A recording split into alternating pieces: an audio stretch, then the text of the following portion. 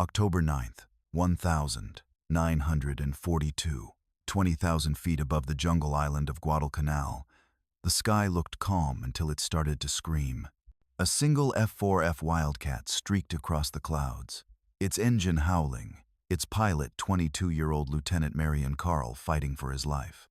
Behind him, like a shadow stitched to his tail, a Mitsubishi A6M0 followed every desperate move.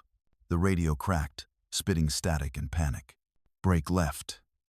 Brake left. Carl rolled, the heavy Wildcat groaning under the stress. The Zero stayed glued to him. Its white wings flashed like a knife in the Sunday. Then came the sound that every pilot on Guadalcanal feared, the rattle of 20mm cannons. A burst ripped through Carl's canopy. Shrapnel cut into his leg. The Wildcat bucked and screamed as if it were alive. Smoke poured from the engine. He tried to pull up, but the stick went slack. The plane was dead weight now, falling through the tropical sky. Carl ejected at the last possible second. The wind tore him away from the burning wreck. For a moment, he was just a speck against the blue.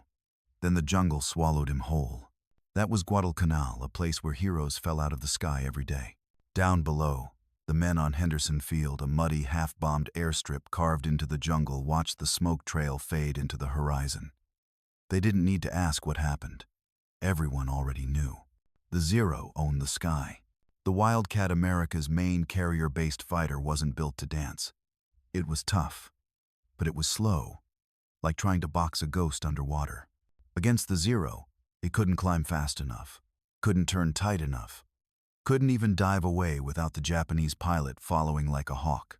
For months, the story was the same. Americans would scramble, meet the enemy, and vanish.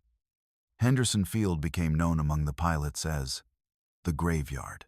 By October, the Cactus Air Force, the ragtag group of Marine, Navy, and Army pilots defending the island, was exhausted. The men who flew there didn't talk about glory anymore. They talked about survival. One of the surviving pilots wrote home, "We don't fly to win anymore. We fly to die well." Back in Washington, the experts had answers. They always did. Never turn with a Zero, they said. Use your armor, your altitude. Dive, shoot, and run. It was clean on paper. It was suicide in the air, because the men who wrote those manuals had never flown over Guadalcanal, never felt their cockpit shake from enemy tracers, never watched their best friend vanish into the ocean. Every day, another name was crossed off the duty board. Every night, the sound of shellfire echoed from the jungle, and the men stared up at the dark sky, wondering if any of them would make it home. This wasn't a war anymore. It was a grinder. But just weeks later, another man, older, quieter, and from a place nobody could find on a map, would step off a transport plane at that same graveyard of an airfield. He wasn't an ace. He wasn't even supposed to be there. His name was Joseph J. Foss. He was 27, too old for combat, according to the Navy. A farm boy from Sioux Falls, South Dakota, who had learned to shoot not in a classroom, but while hunting jackrabbits across the frozen plains.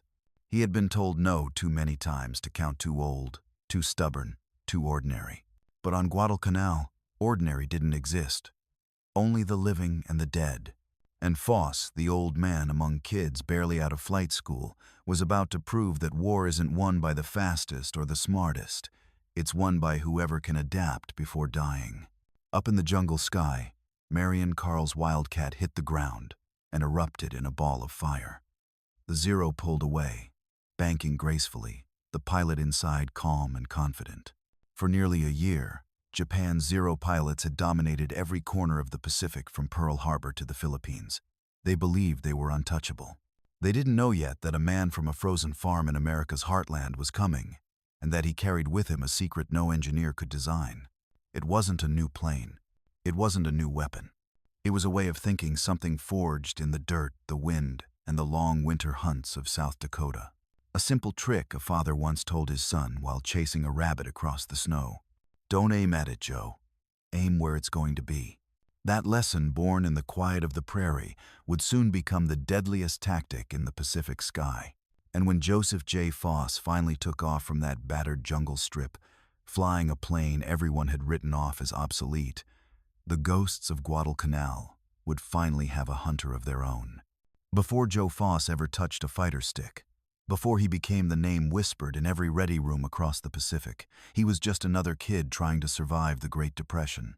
He grew up outside Sioux Falls, South Dakota, on a farm that didn't even have electricity. The winters were long, the winds endless, and life hard. When the crops failed, the family didn't have much. Some nights, they didn't have anything. Joe's world was dirt, sweat, and the stubborn will to keep moving. His father, a quiet man who believed that real lessons came from doing, taught him one rule that stuck for life. Don't waste anything, not a bullet, not a breath. It was on that frozen farmland that Joe learned his most important skill, the one that would later rewrite air combat doctrine. When he was 12, he hunted jackrabbits for food. They were fast, unpredictable, and worth a shell if you could hit them. But a rabbit doesn't run straight. It weaves, it feints, it changes direction faster than the eye can track. Most kids would aim straight at it and miss. Joe learned to aim ahead to anticipate where the target would be, not where it was. That's called deflection shooting, a term no one had taught him yet. But long before the military formalized it, a kid from the plains was already calculating lead, windage, and timing in his head while chasing shadows across a frozen field. He didn't know it then, but that instinct, the ability to see a moving target not as it was but as it would be, would one day save his life, and dozens of others. Joe's dream wasn't to be a hunter forever. It was to fly. In 1933, when he was 18, his father took him to an air show. The U.S. Marines were performing with open cockpit biplanes, doing loops against the summer sky. To the farm boy standing in the dust below, it looked like freedom itself. He turned to his father and said, "That's what I'm going to do." His father smiled, half amused. "Then you'd better finish your chores first." But fate didn't care about dreams. 1 year later, tragedy struck. His father was electrocuted while fixing a downed power line after a storm. Overnight, Joe became the man of the house. He quit school and took over the farm. For years, he worked the soil by day and studied by lamplight at night. His brothers helped when they could, but it was Joe who carried the weight. Still, the dream refused to die. When his neighbors asked him why he spent so many nights staring at books, he'd say, "Because someday I'm going to look down on this place from up there." It took him 6 years to earn enough credits to enroll in college, another 2 to save up for flight lessons. He washed dishes, pumped gas, anything that kept his hands busy and his wallet from emptying completely. Finally, he scraped together enough money for flying school. The first time he took off in a J3 Cub, he said it felt like touching the edge of heaven. He was home. Then came Pearl Harbor. When the news broke in December 1941, Joe Foss didn't hesitate. He marched straight to the Navy recruiting office and asked to fly fighters. The officer looked over his papers, frowned, and said the words that would burn in his brain forever. "You're too old." At 26, Foss had already crossed the cutoff age for combat pilots. The Navy offered him a job as a flight instructor, instead teaching younger men how to fight the war he wasn't allowed to join. For most people, that would have been the end of it. But not for Joe Foss. He accepted the instructor post, but he never stopped fighting the system. Every week, he sent letters, requests, and personal appeals to be transferred to combat duty. Most went unanswered. One commanding officer later said, "We finally sent him to the Pacific just to shut him up." When he finally shipped out in the fall of 1942, he wasn't the same young man who once watched planes spin in the summer sky. He was older now, harder. His hair was thinning, his hands calloused from years of manual labor. He wasn't the Navy's ideal pilot. But what he lacked in youth, he made up for in experience and a kind of quiet confidence that only men who have lived through hunger understand. He had the eyes of a hunter and the patience of a farmer. He didn't panic. He didn't waste motion. And he never, ever wasted a shot. As his transport ship cut through the Pacific toward Guadalcanal, Joe Foss stood on deck staring at the horizon. He didn't think about medals or glory or revenge. He thought about his father and about those jackrabbits that darted through the snow. In a few days, he'd be hunting again, but this time, his prey would be faster than anything with fur. By the time his boots hit the muddy runway at Henderson Field, the ghosts of the Cactus Air Force were already watching. The old man from South Dakota didn't look like much, just another pilot in an oil-stained uniform, carrying a duffel bag and a photograph of home. But inside that quiet farm boy burned something the Zero pilots had never faced before, an American instinct for adaptation, a refusal to obey what didn't work. He wasn't bringing a new airplane. He was bringing a new mindset. And soon, the skies over Guadalcanal would never be the same again. When Joe Foss stepped off the transport plane onto Henderson Field, it wasn't like arriving at a military base. It felt more like walking into a scrapyard for ghosts. The first thing that hit him was the smell, a mix of rotting jungle, aviation fuel, and death. The air was thick, the kind that clung to your skin and never left. The runway wasn't concrete. It was crushed coral, riddled with craters from the last Japanese bombardment. Around the edges, the wrecks of American planes, Wildcats, P-39 seconds. Dauntlesses lay gutted and burned, their wings twisted like broken crosses. This was the home of the Cactus Air Force, a name that sounded heroic in the newspapers back home, but out here it was a joke. The men didn't call it an Air Force. They called it the last stop before the grave. Foss dropped his gear and looked around. The pilots were pale, hollow-eyed, their skin stained yellow from atabrine, the bitter anti-malaria drug they took every morning. They didn't talk much. When they did, it was mostly in short, dry humor, the kind soldiers used to laugh away the smell of blood. "Welcome to paradise," one of them said, lighting a cigarette. A Zero droned faintly in the distance. Every man flinched. That sound, the high-pitched whine of the Japanese engine, had become the heartbeat of the island. You heard it in your sleep. You woke up sweating because of it. Every day was the same pattern. The sirens would wail, the men would run for their planes, and within minutes, they were fighting for their lives. The Mitsubishi A6M0 was a machine born to dominate the Pacific. It was faster, lighter, and could turn twice as tight as anything the Americans had. The Wildcat, in comparison, was a bulldog trying to fight a cheetah. Its nickname among pilots was the Flying Coffin. The doctrine, the official Navy strategy, was simple, at least on paper. Never turn with a Zero. Dive, shoot, and get out. Always use speed and altitude to your advantage. It sounded clever in Washington. On Guadalcanal, it got people killed. Foss learned that lesson the hard way. On his first patrol, he followed the book. He climbed to 15,000 feet, saw a formation of Zeros, and dove like the manual said. The Japanese followed him straight down.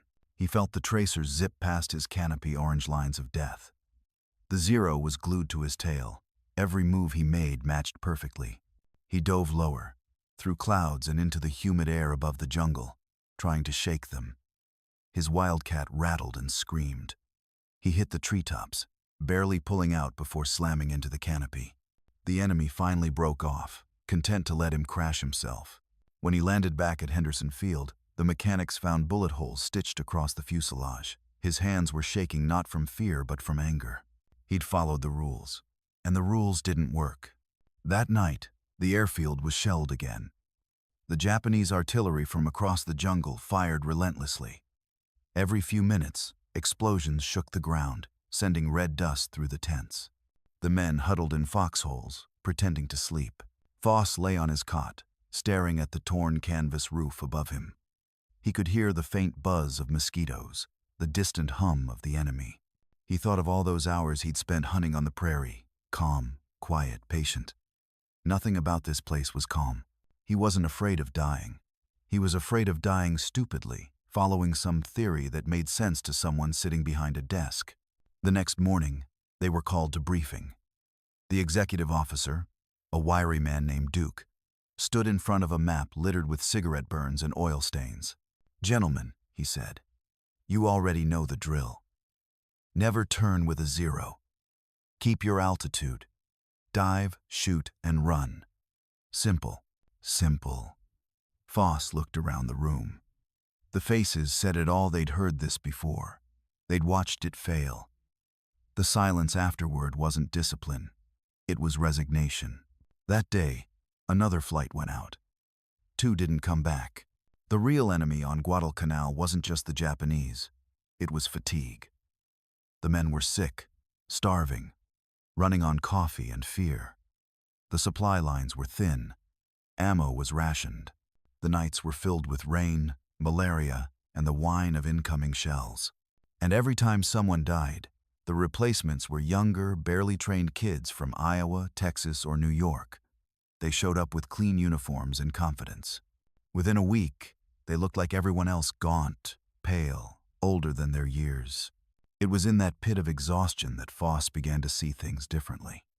The Wildcat wasn't fast, and it wasn't elegant, but it was tough. It could take hits the Zero couldn't. It could dive longer, absorb damage, and still limp home. It wasn't about matching the enemy's strength. It was about exploiting his weakness. That was the kind of logic Joe understood. Not textbook logic, farm logic. If your tool was dull, you didn't curse it. You learned how to use it better. So, while the rest of the squadron tried to survive the next sortie, Joe started watching. He studied the Zeros from afar, how they moved, how they attacked, what angles they favored. He noticed something strange. The Japanese pilots were aggressive to a fault. They couldn't resist chasing. It clicked. The same pattern he'd seen 100 times before the jackrabbit and the hunter. Only this time, he wasn't the rabbit. He was about to flip the script. By late October, Joe Foss had seen enough. Every morning, the same orders. Every night, the same roll call with fewer names. The brass kept insisting the manual work that victory was just a matter of discipline, altitude, and patience. But on Guadalcanal, patience got you killed. The official line was always the same. Never turn with a zero. Foss had heard it so many times it was starting to sound like a hymn. But it was a hymn for dead men. He'd seen it in the air, how the doctrine turned skilled pilots into targets. They dove, shot, and ran just like they were told. The problem was, the Japanese pilots already knew the playbook. They baited Americans into bad angles, pulled them into vertical climbs, and shredded them in seconds. Foss couldn't stop thinking about that. Every rule, every so-called tactic, it wasn't helping. It was trapping them. One evening, after another fruitless patrol, Foss sat in the open mess tent with a tin cup of bitter coffee. The rain was coming down in sheets, turning the airstrip into mud. Around him, a few pilots played cards by lantern light. No one spoke much anymore. Then Duke, the squadron's executive officer, came in. He was a career man, sharp, confident, the kind who quoted manuals like scripture. He dropped a folder on the table next to Foss. "Debriefs in the morning. Same assignments," he said. Foss looked up. "Same as in the morning?" Duke frowned. "You got a problem, Foss?" Foss hesitated. "No, sir. Just wondering when we stop flying by a rule book that's killing us." The tent went quiet. Even the rain seemed to pause. Duke leaned in, his voice low but sharp. "You listen here, Sergeant. You're not in South Dakota anymore. This isn't your daddy's hunting trip. We follow procedure for a reason." Foss held his gaze. "Yeah, and that reason's lying out there in the mud." Duke's jaw tightened. "You think you know better than the Navy? You think you're smarter than the engineers who built that Wildcat?" Foss didn't answer. He didn't need to. The truth was already written on every scarred fuselage outside. The next morning, the weather cleared, and the sirens screamed again. Another raid inbound. Foss and the others scrambled to their planes, engines roaring through the humid dawn. The briefing was simple: intercept and engage, dive and run. Foss followed the order, at least at first. But as soon as the fight began, instinct took over. A formation of Zeros came slicing through the sky, sunlight flashing off their wings. Foss rolled left, pulling into a climbing turn. He felt the G-force press him into the seat, his vision narrowing. A Zero overshot him, surprised by the maneuver. Foss didn't chase, not yet. He waited. Then he saw it. The Japanese pilot made the same mistake he'd seen again and again. Overconfidence. The Zero looped around, trying to line up on Foss's tail. It was fast, precise, but predictable. Foss squeezed the trigger. 6. 50 caliber machine guns thundered. He wasn't aiming at the Zero, he was aiming ahead of it. The bullets stitched across empty sky until the Zero flew right into them. The enemy plane disintegrated. a fireball spiraling toward the ocean. Foss's heart pounded, but not from fear, from realization. The rulebook was wrong. When he landed, the crew chief ran out, cheering. It was his first confirmed kill. Foss climbed down from the cockpit, grease-stained and grinning for the first time in weeks. Duke met him on the runway. "Heard you got one." Foss nodded. "Got lucky." Duke smirked. "Good. Stick with what works. Dive and run." Foss looked at him. "That's not what I did." The smile vanished. "What do you mean?" "I didn't dive. I led him. He chased, and I shot where he was headed. That's how you hit something faster than you." Duke's face hardened. "That's not procedure." "No," Foss said quietly. "It's common sense." Duke didn't say another word. He just turned and walked off. But the look on his face said it all. Foss had just crossed a line. That night, the conversation spread through the tents. Some thought Foss was crazy. Others, especially the younger pilots, wanted to hear more. "How'd you do it?" Ani asked. Foss shrugged. "You stop trying to chase the rabbit. You shoot where it's going to be." The men laughed, thinking he was joking.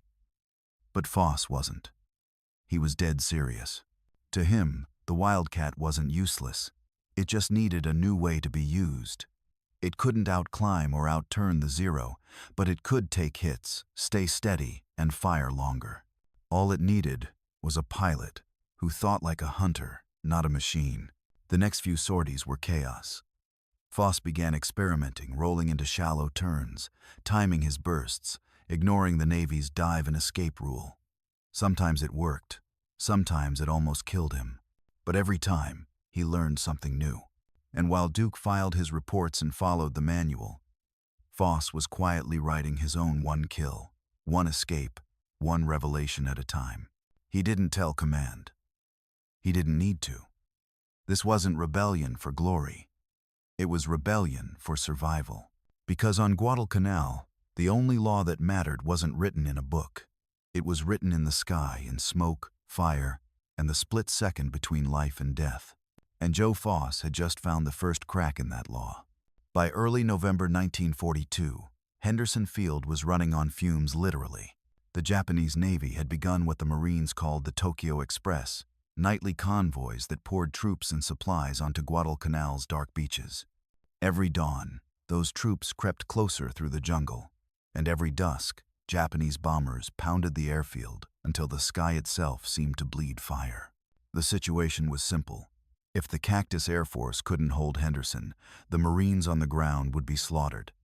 And if Henderson fell, the entire Allied position in the South Pacific would collapse.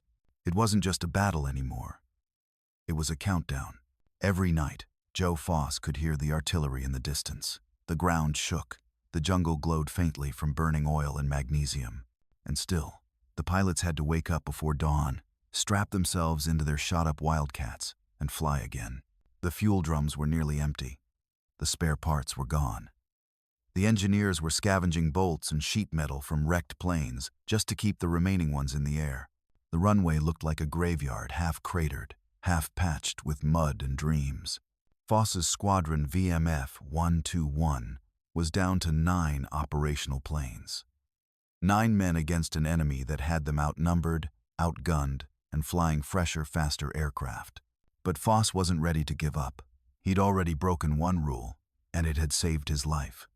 Now, he was ready to break another. The night before another scheduled air raid, Foss sat in the corner of a dimly lit tent, staring at a hand-drawn map spread across a crate. His crew chief, a wiry mechanic from Ohio named Anderson, watched him sketch crude arrows in pencil. "You planning something stupid, Captain?" Anderson asked. "Yeah," Foss said without looking up. "But it's stupid enough to work." He'd been watching the enemy for weeks. He knew the Zeros loved to attack in tight groups, diving fast and hard, swarming one target at a time. If he could split them, confuse them, make them chase something they couldn't predict, he might have a chance. He remembered an idea another Navy pilot had once mentioned, the thatch weave, a tactic where 2 planes flew in a loose pattern, covering each other's tails as they zigzagged across the sky. The concept was simple. The execution was hell. 2-man teams, Foss said. They come after one, the other takes the shot. Anderson raised an eyebrow. That's suicide. No, Foss said quietly. What we've been doing is suicide. At sunrise, Foss gathered the pilots beside their planes. Their faces were gaunt, their uniforms sweat-stained. They were tired beyond tired. He didn't give them a speech, just facts. We're outnumbered 4-1. They're coming again today. If we stick to the book, we'll be dead by lunch. So, we're not sticking to the book. The men glanced at each other. Foss pointed to the sky. We fly in pairs. You cover your partner's tail at all times. When one of you gets a zero behind you, turn toward each other. Cross paths. The second man will have a clean shot. Simple as that. Someone laughed bitterly. Simple, huh? Sounds like we're gonna crash into each other. Foss smiled faintly. Then make sure you crash into the right guy. The laughter that followed wasn't joy, it was release. Gallows humor. The sound of men who knew they were already ghosts. But deep down, they believed him. Foss wasn't guessing. He was calculating like he had since the first time he hunted a jackrabbit. That afternoon, the Japanese came 25 enemy planes, a mix of Zeros and bombers. The sirens wailed across Henderson Field. Scramble, scramble. Foss's Wildcats roared to life, one by one, lifting off the broken runway like battered angels. The sky above Guadalcanal turned into a storm of lead. For the first few minutes, the Americans held formation. Then the Zeros appeared silver streaks cutting through the blue. They came down like knives, forcing the Wildcats into the defensive spiral the doctrine demanded. But Foss didn't dive away this time. He called over the radio. Blue section weave, now. 2 Wildcats banked toward each other, crossing paths so close their wings almost kissed. A Zero followed one of them right into the firing line of the other. 6 .50 caliber guns erupted. The Zero exploded in a burst of flame, falling like a comet into the sea. The radios came alive with disbelief. Holy hell, it worked. For 15 brutal minutes, the sky above Henderson became chaos. Wildcats twisting and crossing in synchronized madness. The Zeros chasing, missing, and dying. Foss shot down 2 himself. His wingmen got 3 more. When the smoke cleared, they'd lost 1 plane, but the Japanese lost 7. It wasn't victory, not yet. But it was proof. Back on the ground, the Marines cheered from the trenches as the Wildcats landed. The flying coffins had just pulled off the impossible. And in the middle of the celebration, Foss didn't smile. He just walked to his plane, touched the scorched fuselage, and whispered to himself, "We can beat them." That night, as rain hammered the tin roofs of the tents, Foss sat alone with a map and a half-empty canteen of coffee. The clock was still ticking. The Japanese would come again, stronger, angrier, deadlier. But now, there was something different in the air. For the first time since arriving at Henderson Field, Joe Foss believed the sky didn't belong to the enemy anymore. It belonged to whoever was willing to think differently. The night after the first successful weave, Guadalcanal was soaked in rain, the kind that never stopped, the kind that turned foxholes into ponds and made every breath taste like rust. In the far corner of Henderson Field, a single tent still had light.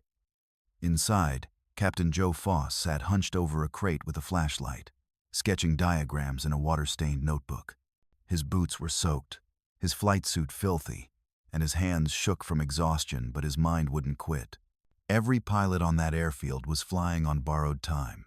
The Japanese were regrouping for another push, and command back at Espiritu Santo was sending messages that might as well have been death sentences.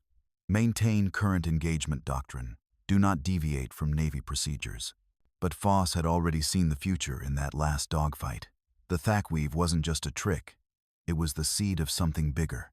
If he could refine it, make it instinct instead of chaos, maybe, just maybe, they could outfly the enemy that owned the sky. The rain hammered harder. Foss didn't notice.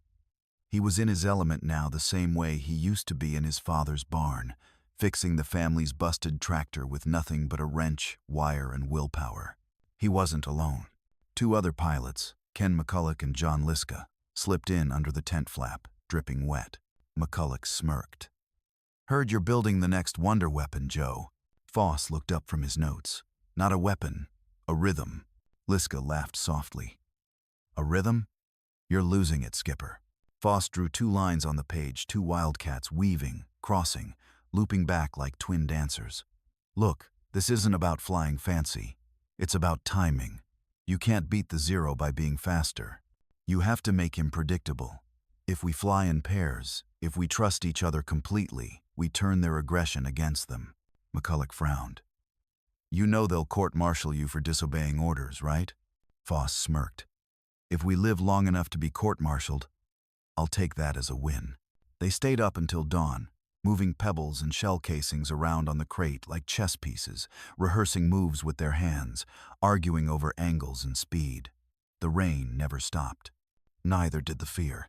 By sunrise, Henderson looked worse than ever. Half the runway was underwater. The jungle stank of mud and cordite. Marines were still digging out bodies from last night's shelling. But in the hangar, a patchwork of tin and canvas barely holding together. Foss and his men worked like mad scientists. Mechanics patched bullet holes with scrap aluminum. Pilots rehearsed hand signals and flight paths, using twigs in the dirt.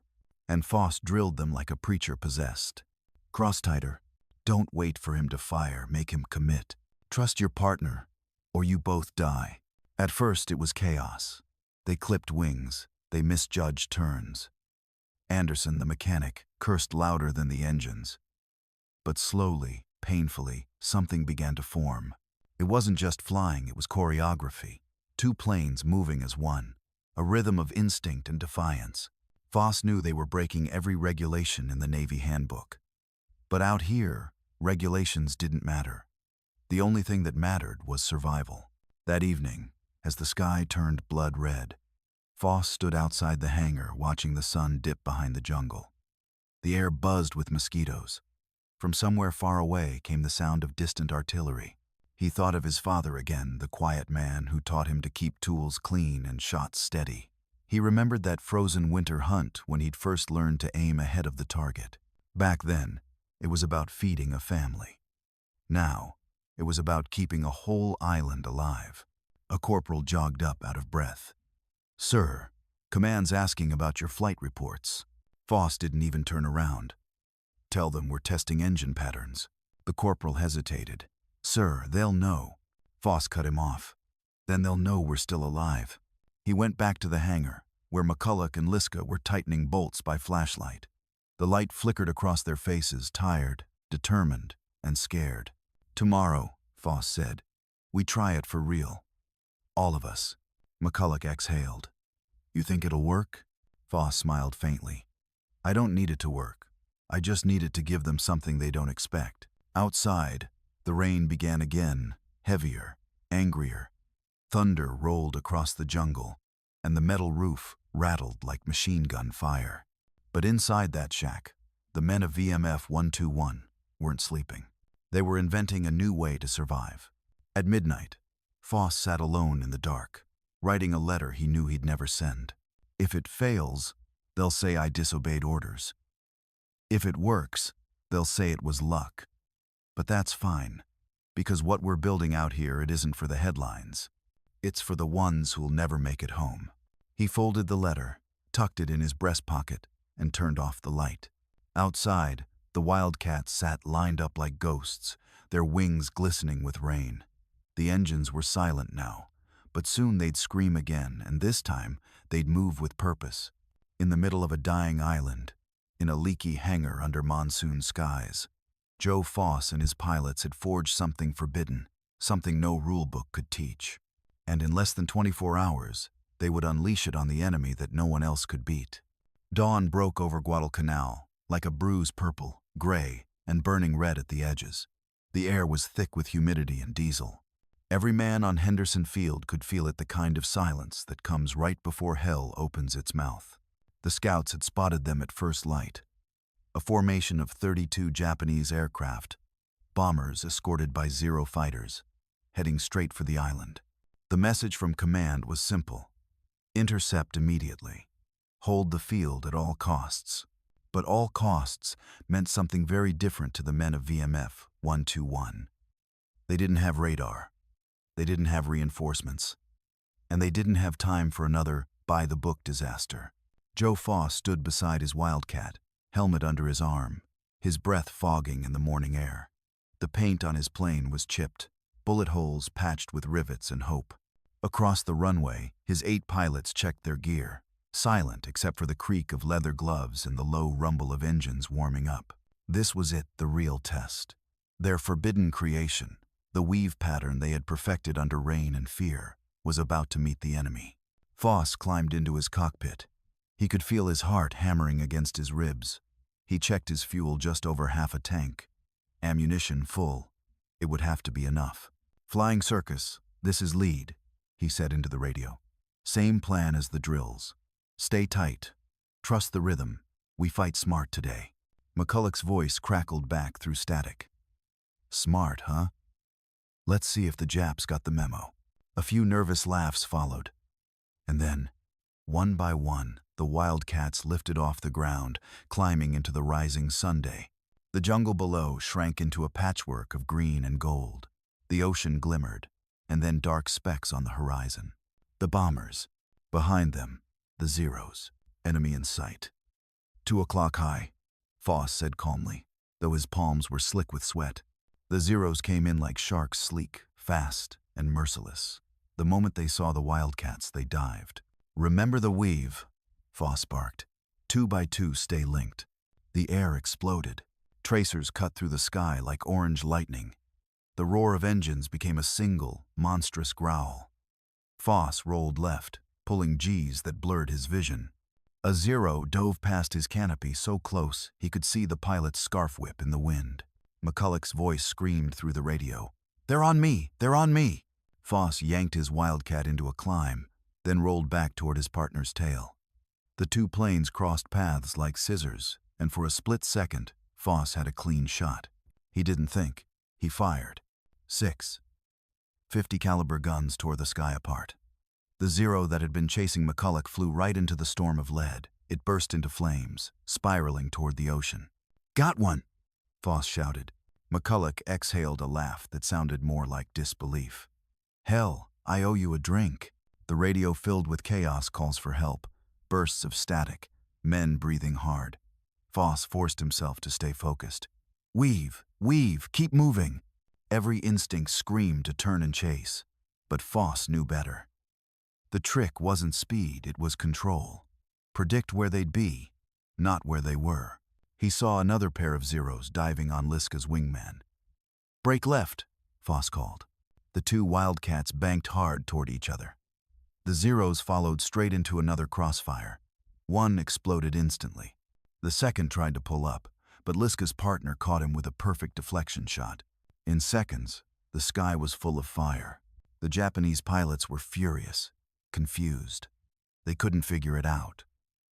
Every time they chased a Wildcat, another appeared behind them. Every time they thought they had a kill, they were the ones being hunted. For the first time, the Zero's advantage agility had become a weakness. By the 10th minute, Foss's squadron had downed 5 enemy planes. Henderson's anti-aircraft guns joined in, black puffs of smoke blossoming below. The surviving bombers panicked, dropping their loads wide before fleeing north. "Enemy retreating," McCulloch shouted. The radio erupted with cheers, curses, and laughter. It wasn't clean, it wasn't pretty, but it was victory. When Foss landed back at Henderson, the airfield was chaos again, this time with joy. Mechanics waved their greasy hands in the air. Marines in foxholes cheered. For the first time in weeks, Henderson Field didn't feel like a graveyard. As Foss climbed down from his plane, Anderson, the mechanic, rushed over. "You did it, Captain. They couldn't touch you." Foss wiped the sweat from his forehead. "We did it," he said. "All of us."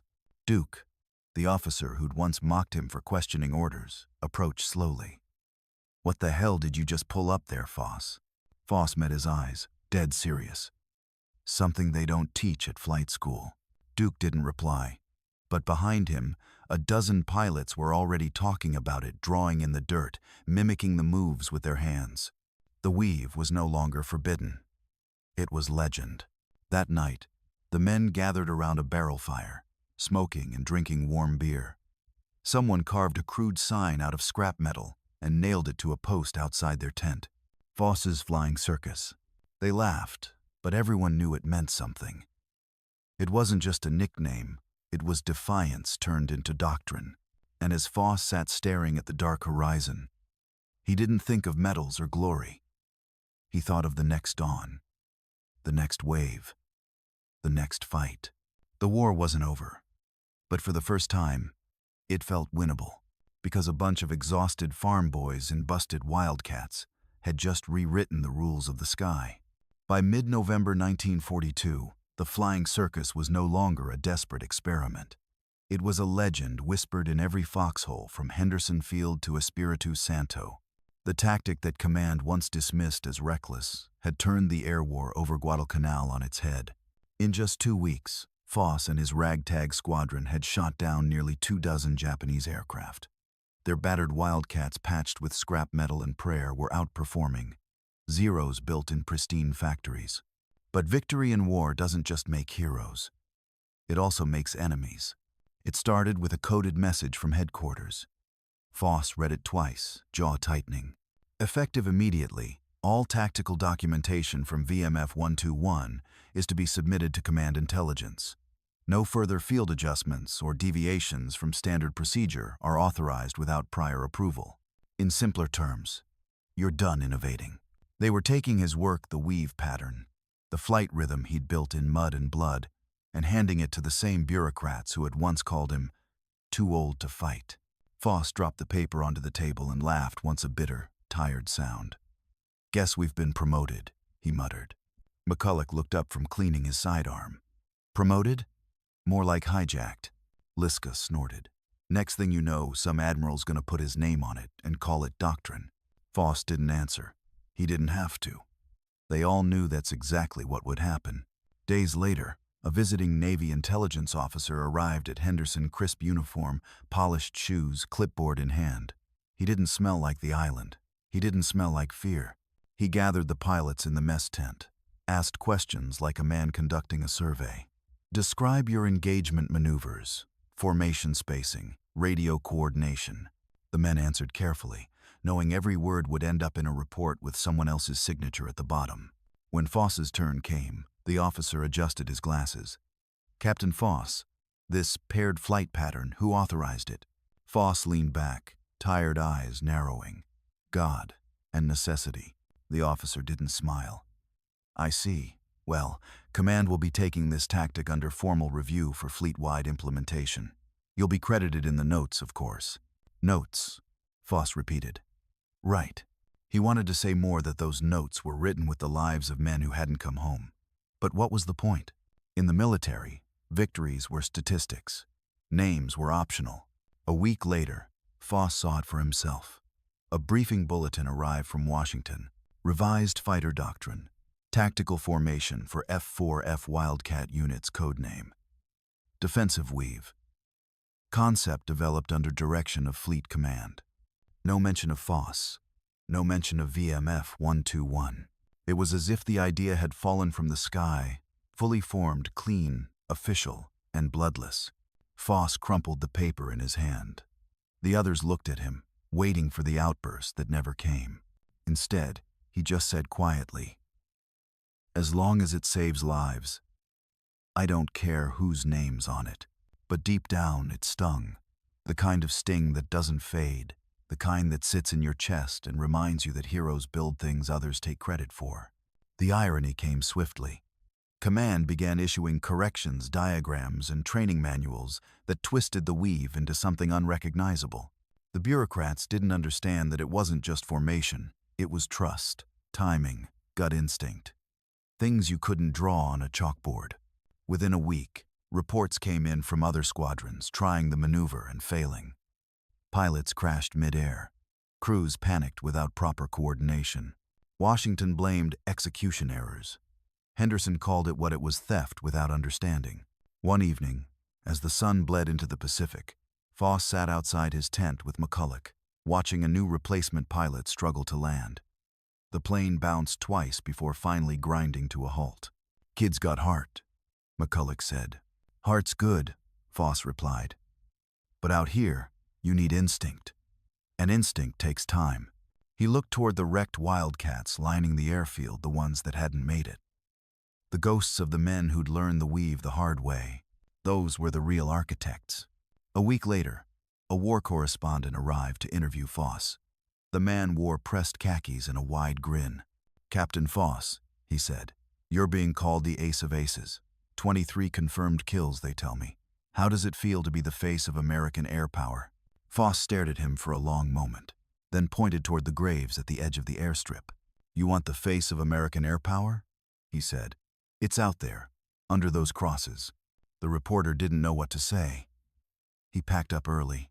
That night, Foss sat by the dim light of a lantern, writing again. His fever was back, but his hand was steady. Let them take the credit. Let them call it whatever they want. Out here, it works. And that's enough. He folded the letter, tucked it under his flight log, and laid back. The rain began again. Soft, steady, endless. He wasn't angry anymore. He was just tired. Tomorrow, he'd fly again. Not for glory, not for command, but for the men beside him, the ones who trusted him enough to turn toward danger instead of away. And as long as they flew, the weave lived on not in manuals, but in memory. By January 1943, Guadalcanal had become something closer to purgatory than a battlefield. The jungle didn't just rot, it breathed. The air was heavy with malaria, oil, and the smell of burning rubber. Henderson Field still stood, but the men who defended it were fading fast, hollow-eyed, feverish ghosts with wings. And Joe Foss, the man the newspapers were now calling America's ace of aces, was dying by inches. He hid it well at first, the shaking hands, the sleepless nights, the cold sweats that soaked his cot. But his squadron saw it. They saw him stagger after landings, saw his knees give way as the fever took hold. He was a man at war with two enemies, one in the sky and one in his blood. On January 10th, Foss shot down his 23rd enemy plane. It should have been triumph. Instead, he could barely climb out of the cockpit. McCulloch and Liska lifted him down, his face pale and lips trembling. "Boss, you need a doc," McCulloch said. Foss brushed him off. "I'll rest when the Japs quit flying." But that night, the fever broke him. He woke drenched in sweat, his body convulsing, his pulse hammering in his ears. The medics hauled him to the field hospital, a canvas tent that smelled of iodine and fear. The diagnosis was brutal: malaria and exhaustion. "You're grounded," the doctor told him. "If you fly again, it'll kill you." Foss stared at him, eyes hollow but burning. "If I don't fly, it'll kill them." For the first time in months, Foss was forced to watch from the sidelines. The flying circus, his creation, his family went into battle without him. He could hear their engines roar overhead, could count the minutes until they returned, could read the story of each mission on their faces when they climbed out of the planes. Some days they came back with victory reports. Some days they didn't come back at all. Each empty cot in the tent was another scar. Foss would lie awake at night, listening to the rain drum against the canvas roof, haunted by the sound of propellers fading into silence. He wasn't thinking about medals. He was thinking about math, the kind you learn in war. How many pilots could the island afford to lose before the sky belonged to the enemy again? But fate had one more twist waiting. On January 15th, just days after being grounded, Foss heard the alarm. "Bandits inbound!" Without thinking, he ripped the IV from his arm, staggered out of the tent, and pulled himself toward his Wildcat. The world swayed around him, but his instinct was stronger than the fever. The ground crew tried to stop him. "Sir, you're not fit to." He climbed in anyway. "Neither is this island." The engine roared to life like an old friend refusing to let go. As he took off, the medics cursed him, but the pilots cheered. The circus was whole again. What happened next would become legend. Foss, half delirious, drenched in sweat, downed 3 enemy planes in one mission. One of them, in a perfect deflection shot that even his healthy self would have called impossible. When he landed, his squadron carried him off the field on their shoulders. The man who had taught them to fight like farmers had just shattered Eddie Rickenbacker's record, 26 confirmed kills. The next morning, he couldn't stand. The malaria had won. Foss collapsed, and was evacuated on a stretcher, barely conscious. His face was yellow, his uniform clinging to a body that had lost 30 pounds. The men saluted as the plane took off. He didn't look back. They said he slept for 3 days straight on the hospital ship. When he woke, the war was still raging, but Guadalcanal was no longer in Japanese hands. His squadron had carried on using his tactics, flying his weave, surviving the way he taught them. But for Foss, there was no celebration, just a quiet, heavy silence. When he finally returned to the States, there were cameras waiting, parades, interviews, reporters asking him how it felt to be a hero. He smiled politely, answered their questions, and said what the country needed to hear, that he was proud, that the Marines were the best, that the Wildcat was a fine plane. But inside, he knew the truth. The cost of that pride was buried in the mud of Guadalcanal. The men who made his legend possible were gone. Their graves didn't make headlines. In the months that followed, Foss found himself haunted by sounds: the engine sputter of a dying plane, the faint click of machine gun belts being loaded, the silence after a dogfight. He kept a small metal fragment from his last Wildcat, the one that brought him home. He called it his reminder that everything that flies eventually falls. He didn't talk about it much after that. Heroes rarely do. History would call him the ace of aces. But for Joe Foss, the real legacy wasn't in medals or numbers. It was in what the younger pilots whispered long after he was gone. Don't chase them. Lead them. Lead them until you think you'll miss, then lead them some more. That was his gospel. That was his gift. And though the world moved on, somewhere in the rusted remains of Henderson Field, his ghost still flies, not for glory, not for rank, but for the men who followed him into the sky and never came back. By the spring of 1943, Joe Foss was back on American soil, not walking off a dirt runway this time, but stepping onto the marble floors of the White House. His skin was still pale from malaria, his uniform 2 sizes too loose, but his eyes held that same blue-gray fire that once cut through the Pacific clouds. President Franklin D. Roosevelt placed the Medal of Honor around his neck. Cameras flashed. Reporters scribbled. The caption the next day read, "Farm boy from South Dakota becomes America's ace of aces." But behind that smile was a man who had already seen too much sky, too much loss, and too little justice for the men who never came home. He wasn't there for fame. He was there because he'd survived. The military turned his name into legend. Posters showed his grin beside the stars and bars of the Marine Corps. Magazines called him the Ghost of Guadalcanal.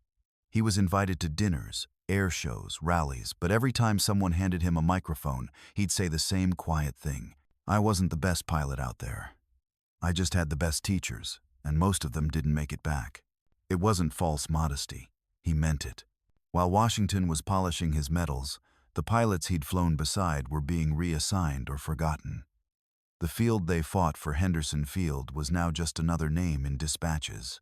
The weave tactic he and his men had risked their lives to perfect was now standard Navy doctrine, credited to Fleet Innovation Division. Foss didn't argue. He just nodded. That was war. He returned home to Sioux Falls, South Dakota, where the horizon stretched as far as his Wildcat once flew. He was 28 years old, too young to feel that old. The people of his town lined the dirt roads, waving flags as he drove past in an old pickup truck. When he pulled into the family farm, he sat for a long time before stepping out. The barn was still there, leaning, weather-beaten, filled with the smell of oil and hay.